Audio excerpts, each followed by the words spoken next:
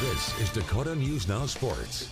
So far, the State A Senior Legion tournament in Yankton has been chalk. That means every higher seed has won their games, meaning today's games down at Riverside Field could make it or break it for some of those lower seeded teams.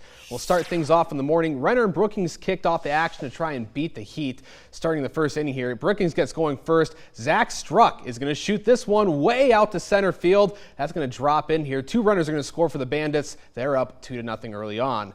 Later on, Brookings looking to tack on some more runs here. Nathan Lee's at the plate. He's going to shoot a grounder right up the middle. That's going to get out into the outfield. That's going to bring in two more runners around. Brookings has a 4-0 lead after the first inning. Now Renner's going to get 2 runs back, but Brookings continues on. Parker Winghart grounds out to the second baseman, but that's going to allow a runner to come in to score. It's 5-2 Brookings. And in the 5th inning, the Bandits add on more. Breck Hershoff is going to send this one down the right field line. It drops in. It's going to add another score here. Brookings routes Renner 13-2 to stay alive in the tournament. No matter what the outcome of the Sioux Falls East Harrisburg game later in the evening, Brookings will play Harrisburg tomorrow.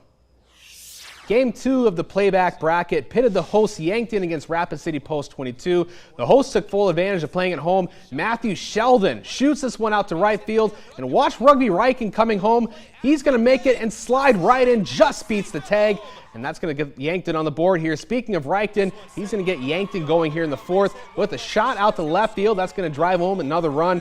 It's going to be Drew Riken here stepping up a little bit later to keep the party going. This shot's going to go out to center field and find the gap. That's going to bring in 2 more runners for Yankton. They're really feeling it now, and they keep the pressure on. Post 22 would get 1 run back, but Lucas Kampshoff's having none of that. He's going to pull one down the left field line. That's going to tack on another run for Yankton, and the hosts are going to stay alive. They send Post 22 home with a 6-2 win, and no matter what, they'll be playing Sioux Falls East tomorrow.